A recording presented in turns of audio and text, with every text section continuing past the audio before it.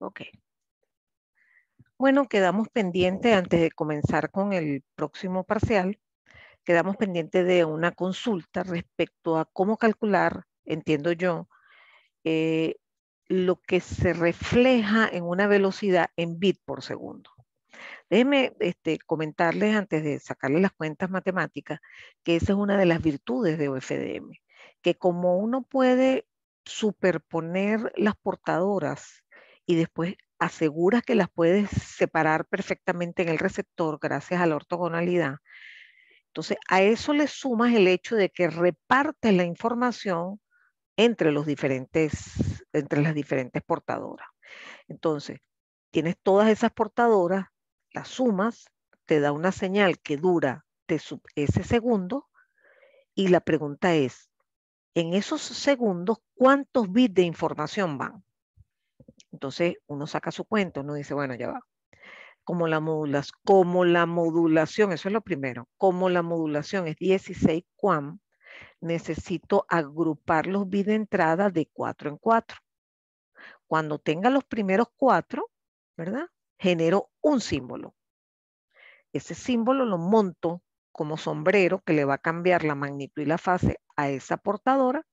Espero los siguientes 4. Total, que al final, que tengo 16 portadoras, en ese tiempo de 3,33 milisegundos van o va la información de 16, porque son 16 portadoras, pero cada una de ellas lleva la información de 4.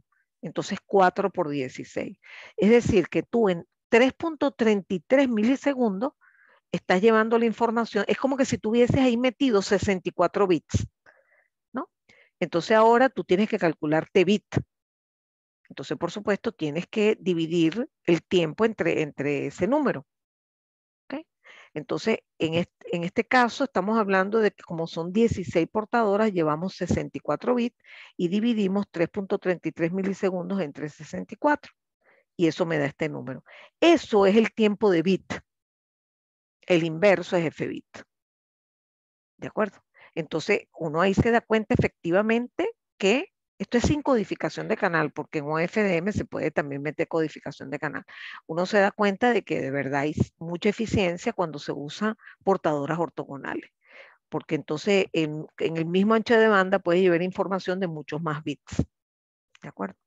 Espero que haya quedado claro. Bueno, ahora sí pasamos al siguiente parcial. ¿Okay? Como siempre, este primer ejercicio tiene que ver con probabilidad de error de códigos de canal por bloque. Aquí planteamos nuevamente dos sistemas. Eso es muy normal, sobre todo para desembocar en las curvas de probabilidad de error. En este caso es al revés. Tenemos un sistema no retorno a cero polar, que es el sistema A, y tenemos un sistema B, que es Hamming 7,4. Entonces, este problema es como más clásico, ¿no? Y se dan los números de la potencia de transmisión, la velocidad de transmisión y el eta del canal. El sistema B está, por supuesto, pasando por el mismo canal y espera que en ese sistema los datos se transmitan a una velocidad distinta en el medio, pero eso no me importa. Lo importante es que el usuario va a recibir los datos a la misma velocidad que el caso A, que el sistema A, que es 1 megabit por segundo.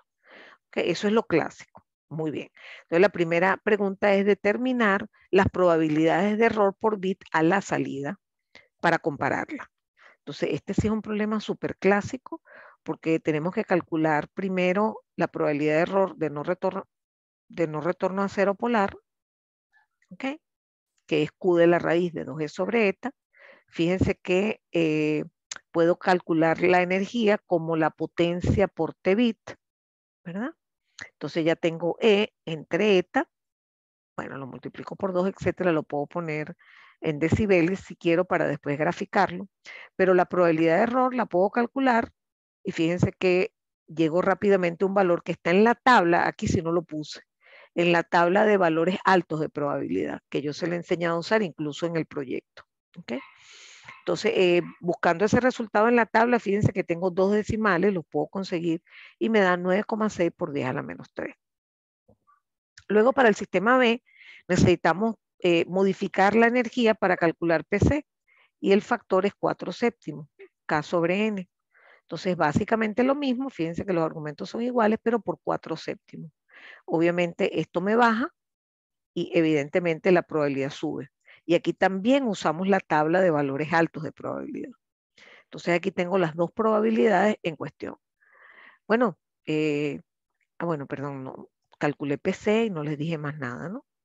Ahora necesito calcular P final, perdón, necesito calcular P final con el PC que calculé aquí, ¿ok? Y hay que acordarse que eso depende de la capacidad de corrección que tiene, en este caso esté igual a 1, porque es Hamming 7,4. Entonces es n-1 en t, PC a la t más 1. Entonces eso me da un valor de 8,8 por 10 a la menos 3, que es menor que la probabilidad de error para el caso, pero no es tan diferente, ¿no? Para el caso sin codificación. Entonces aquí, como siempre, tenemos que graficar la curva y los puntos, y realmente esto no tiene mayor misterio, la verdad. Aquí hay una diferencia en esta parte B, en donde en vez de preguntar las cosas que pregunté para el otro parcial, acuérdense que fueron del mismo semestre, pero de 2 secciones distintas. Aquí les usé la variante de calcular, por ejemplo, el número de errores a la salida. Yo puedo tener a la salida un número de bits de mensaje malos y el número de bits de paridad malo. ¿Okay? Bueno, cualquiera de los dos se puede calcular con PF, aplicando probabilidades básicas. ¿Cuál es la probabilidad de error final PF? Bueno, es el número de bits de mensaje malos entre el número de bits de mensaje enviado. Así. Pero si fuera paridad, igual. O sea, esa probabilidad de error final es igual. Se puede calcular o con el número de bits de mensaje o con el número de bits de paridad. ¿Okay? Entonces, como me están pidiendo el numerador, entonces yo simplemente despejo de aquí el número de bits de mensajes malos, multiplicando la probabilidad final que calculé en la lámina pasada, no aquí, en esta, 8,8 por 10 a la menos 3, por el número de bits. Y ahí hay como cierto siempre de cuidadito que hay que tener, porque generalmente me dan el número de palabras. Las palabras son de n bits en códigos de bloque. Entonces yo sé que dentro de esos n hay una parte que es mensaje, que es K en número, y otra parte que es bit redundante. Entonces, en 10.000 palabras, en un Hamming 7,4, en cada palabra hay 4 bits de mensaje. O sea que al total hay 40.000 bits de mensaje transmitido. 40.000 por la probabilidad de error me da el número de bits de mensaje malos. Esta era la forma rápida de hacerlas, pero les cuento que no pocas personas lo hicieron por esta vía, que fue primero calcular la probabilidad de error por palabra a través de esta aproximación. Ok, eso es rapidito. Y después dijeron, ¿cuántas palabras malas hay? Bueno, como tengo la probabilidad de error por palabra, multiplico por el número de palabras, que es 10.000. Chévere, ya tengo el número de palabras malas. Pero como ya corregí hasta T errores, voy a asumir que en todas las palabras malas quedaron T más 1 errores. Y por eso esta multiplicación por T más 1 lo que hace es darme ahora el número de bits malos en total, es decir, mensaje y paridad. Y finalmente aplicamos una regla de 3 para calcular de mensaje, hay que multiplicar por K sobre N, y para calcularlo, si fuesen bits de paridad, hay que multiplicar, por R sobre N. Entonces, obviamente este camino es más complicado, ¿no? Pero es válido. Ajá, por aquí alguien me levantó la mano. Vamos a ver. Dígame, Harold. Ajá, profe, una pregunta. N mayúscula era, ¿qué fue lo que usted dijo? Dije Número de 10.000. palabras. Sí, sí, diez sí, mil mira. ok. Mira, ve, Vale, gracias. 10.000 palabras. Ese es el número N que hay que poner allí. Claro, me confundes con los 40.000 que, o sea, porque lo Claro, multiplico en el caso anterior, eso ahí sí. tengo la duda. Bueno, porque si transmites 10.000 palabras, ¿verdad? En esas 10.000 palabras, primero van 70.000 bits. De esos 70.000, 40.000 son de mensaje y 30.000 son de paridad. Entonces, esas son las diferencias en ese caso. Listo, gracias, profe. A su orden. Ahora pasamos a un ejercicio de espectro disperso, también banda base, también me dan la ganancia de procesamiento. Ahora en este caso es de 20 decibeles, que significa 100 en lineal, que si es que la necesitamos. Y en este caso me dicen que se espera que el usuario reciba 10.000 bits por segundo. Eso es una forma de darles el valor de ese bit, ¿ok? Porque el usuario, ¿verdad? Tiene una velocidad de inicio y una velocidad de fin que es igual. Igual que en los códigos de canal. O sea, usted en el medio hace cosas y dispersa el espectro, en el caso de espectro disperso, o mete bits redundantes, como en el caso de los códigos de bloque. Pero lo cierto es que el usuario recibe la velocidad de F-bit original. Esa es la idea. Entonces, la pregunta era dibujar la DEP de la señal de espectro disperso, que es la que va al canal, y determinar el mínimo ancho de banda que debe tener el canal. Entonces aquí nos acordamos que la señal es BDT por CDT, que sabemos que la velocidad de BDT es F bit, y como la codificación es no retorno a cero, el código de bloque, el código de línea nos indica que el primer lóbulo corta en F bit. Entonces el ancho de banda de BDT necesario sería F bit, pero el ancho de banda de CDT solo sería F chip. Pero el ancho de banda del producto, y se los demostré hasta con un ejemplo, que es aproximadamente igual al ancho de banda de CDT, es decir, F-chip. ¿Ok? Entonces, repito, el ancho de banda de la señal banda base, lo que va al canal es de F-chip, que es el más grande. ¿Ok? Ahí se nota la dispersión. De hecho, en este caso particular, que la ganancia es de 100, poniéndola en lineal, entonces si F-bit vale 10.000, F-chip es 100 veces eso. ¿Ok? Y eso me da efectivamente un megachip por segundo. Y en hertz, el ancho de banda también es F-chip, que daría un megahertz. ¿Ok? Fíjense que las unidades son distintas. F-chip es en chip por segundo y el ancho de banda en megahertz. Megachip por segundo, megahertz. Entonces, el ancho de banda del canal debe ser mayor o igual que un megahertz. Por eso, en realidad, si alguien me responde 2 megahertz, la persona me va a decir, profesora, discúlpeme, pero por 2 megahertz pasa. Sí, es verdad. Pero nadie en su sano juicio va a poner más de lo que necesita, porque todo ese ancho de banda adicional va a dejar pasar más ruido, interferencia, cualquier tipo de complicación que pueda generar el canal. Entonces, siempre estamos calculando el ancho justico, justico.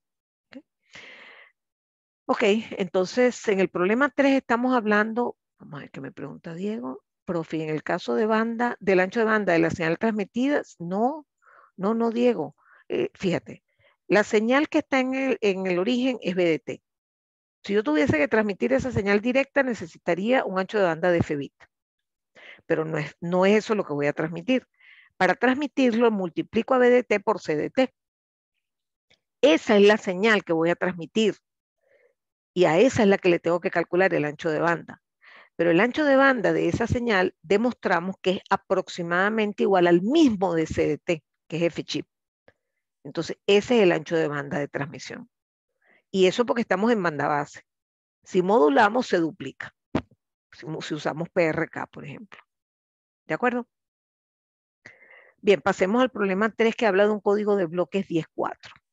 Fíjense que ahí yo no tengo idea, ¿verdad?, de cuánto es la capacidad de corrección. Dice, determine la capacidad de corrección de error usando la relación de Hamming. ¿Okay? Entonces, 2 a la R mayor o igual, etcétera. Entonces, en este caso es 2 por 4, 8, 17, 32, 64. En este caso, 2 a la 6 es 64 y entonces calculo la combinatoria de 10 en 0 y de 10 en 1 y me doy cuenta rapidísimo que me sobran combinaciones. Repito, no pongan 10 en 2, pongan 10 en 0, 10 en 1. Eso le daría 11. Uy, están desperdiciando mucho de 64 a 11. Entonces intentan con 10 en 2 para ver si T es igual a 2. Y fíjense que les da 56. Entonces, 2 a la 6 es 64 y es mayor que 56. Alguien dice, no, profesora, pero ¿y cómo usted sabe que no es 10 a la, que T no es 3? Oye, ¿verdad? No, pero yo no voy a hacer eso, porque es obvio que la diferencia entre 64 y 56 es muy pequeña. Si yo agrego el número factorial 10 en 3, que es 10 factorial, entre ¿cómo es que? 10 factorial entre 3 factorial, entre 7 factorial, ese número va a ser grande. Entonces, por eso me estaciono allí. Pero si usted tiene dudas, usted tiene que seguir explorando con un T más grande. ¿Entendieron eso? Es decir, si usted me hace, quíteme el 10,2. Usted cree que es 1 la capacidad. Okay, entonces quite este. Si usted saca esta cuenta, le da 10 en 0 es 1 y 10 en 1 es 10. Esta suma da 11. Esto es 64. Entonces, oye, entre 64 y 11 es obvio que tenemos chance de que T sea 2. Y entonces efectivamente probamos con 2 y no funciona. Cuando llegamos a ese sitio ya nos damos cuenta, mire, olvídenlo, yo no voy a seguir perdiendo mi tiempo porque ya sé que 3 no va a caber. miren lo que dice el dato que da Diego, que en la calculadora Casio una función llamada NCR, por si tienen problemas para calcular el factorial, lo pueden hacer con la causa. Buenísimo. Gracias por el dato. Bueno, perdón, también me decían que calculara una matriz G válida. Algo que deben recordar es que la matriz G tiene dimensiones, pongan atención. Como ella es la que recibe los mensajes, tiene dimensiones de KKK filas. Y como es la que lanza la palabra codificada, tiene dimensiones de N columnas. Entonces, en este caso, tenemos K igual 4, ¿verdad? Por supuesto, al ser N igual 10, R es igual a 6. Entonces ya sabemos cuál es la dimensión de la matriz G, que es 4 por 10. Entonces, lo miro en mi mente y son un montón de columnas. Aquí, por ejemplo, está dibujada un ejemplo. Entonces, ellos me están pidiendo que describa eso más o menos. Yo le digo, mira, yo no sé, pero la última zona, que es de K, de dimensiones K, es la matriz de identidad. En este caso, K es 4, esto es 4 por 4. Y el resto es la que me controla los bits de paridad. Entonces ya yo sé que yo aprendí a escribir las expresiones de los bits de paridad en función de combinaciones de los bits de mensaje. Entonces, de hecho, eso lo aprendimos a hacer más yéndonos a H. Pero bueno, aquí en G también. Porque usted sabe que usted aquí va a tener M1, M2, M3, M4. Entonces, este bit va a multiplicar M1, este M2, este M3 y este M4. Entonces, por ejemplo, aquí, el bit de paridad 1 es M1 más M2 más M3 más M4. Ojo, eso se lo estoy inventando en el momento. Eso es lo que usted tendría que hacer en este momento. Decir, mira, los bits de paridad, filosóficamente hablando, tienen que cargar los bits encima de mensaje. Entonces, bueno, hazte combinaciones ahí, pero alguien, fíjense, alguien dice, mira, ¿sabes qué? Yo me voy a ir a la matriz HT, porque total, esta y esta son iguales. ¿Sabes por qué? Porque tengo que garantizar que estas filas sean todas iguales. ¿Okay? Perdón, no sean iguales entre sí, ni sean iguales a la de la matriz de identidad. No se pueden repetir las filas H, porque si ese sistema tiene una capacidad de corregir 2 errores, si usted repite filas, se fregó, perdió la capacidad de T igual 2. ¿De acuerdo? Entonces no puede repetir filas en la matriz. Entonces aquí usted se pone a inventar, escribe cualquier combinación, pero lo más saludable es que usted le vaya dando vida a través de estas ecuaciones. De manera que usted por ejemplo, miren aquí, ¿cuántas veces uso yo M1? Aquí, aquí, aquí, aquí, 4 veces. Vamos a ver cuántas veces uso M4. 1, 2, 3. 3 M4, nada más lo uso 3. Porque no siempre puedo usarlos el mismo número, porque recuerden que es absurdo pretender que todas sean M1 más M2 más M3 más M4. Eso es un error grave. Bueno, total que yo aquí me inventé una que en ese momento se me ocurrieron y esas fue las que puse. Fíjense, por ejemplo, P6, que es el último bit, es M1 más M2, es 3M2 más M3 y así sucesivamente. Entonces, eso me permite detectar 1 y 2 errores por palabra. Les recuerdo que cuando hay corrección de 2 errores, cuando usted tiene el síndrome y usted se pone a buscar qué fila se parece a su síndrome y no la consigue, no se angustie, ¿no? Acuérdense que para T igual 2, usted tiene en una memoria almacenado los síndromes que corresponderían a errores de todas las combinaciones de 2 en 2. El primero con el último, el primero con el segundo, y ese síndrome va a aparecer allí. Y entonces le va a aparecer, mira, tienes malo el 2 y el 5. ¿De acuerdo? En cambio, cuando T es igual a 1, directamente la fila de la matriz H nos va a permitir digamos, descubrir dónde está el error. Muy bien, el problema 4 es de códigos de bloques, pero cíclico. Entonces yo me empeñé en hacer un 5K. O sea, quiero que N sea 5. ¿Okay? Entonces, yo les doy la descomposición. Usted no tiene que saber hacer eso.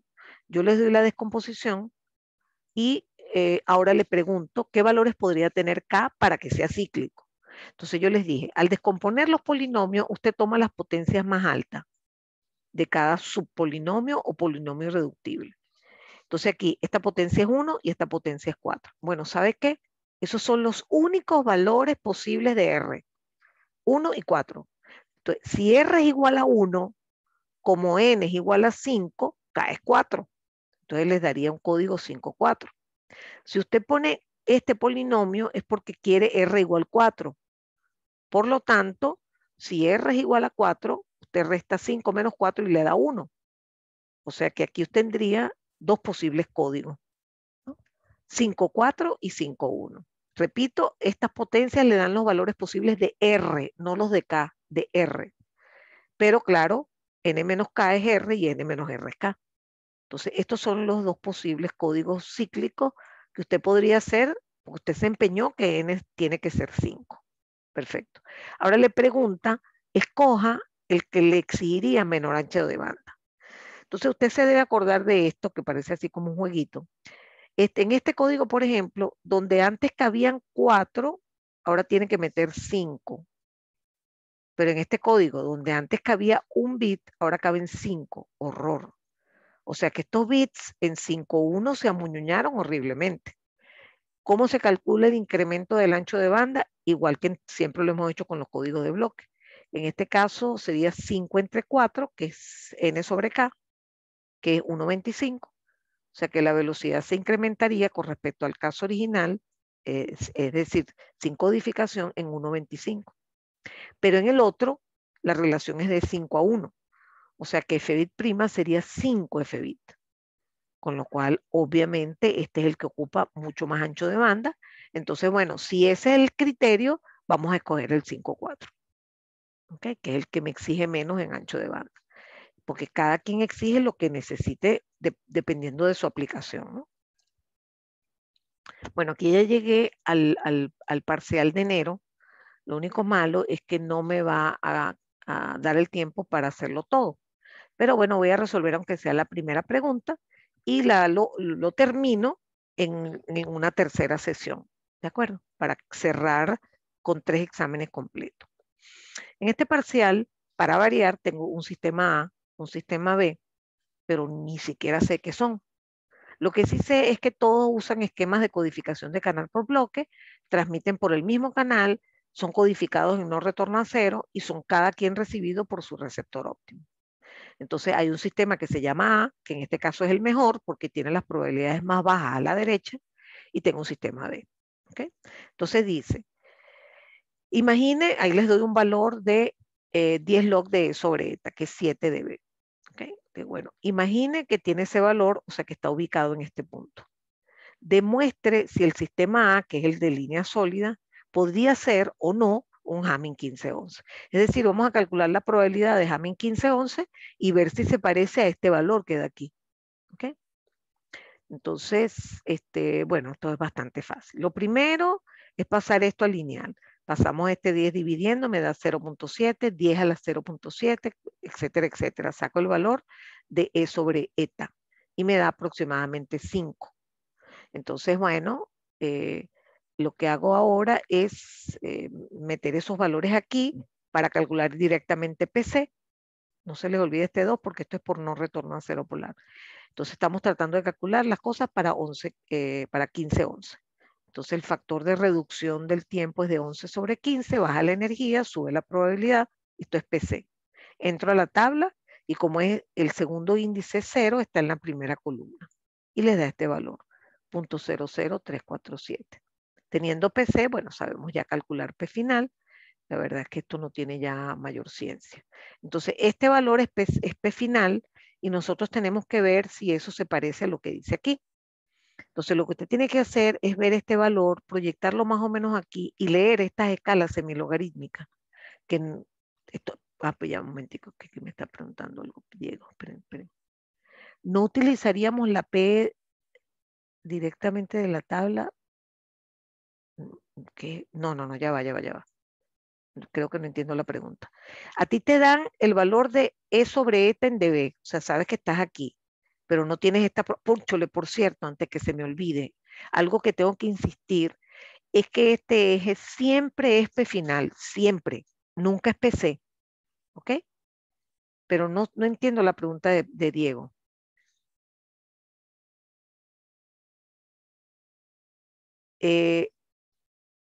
El PE de la tabla no, aquí es un problema en un orden normal.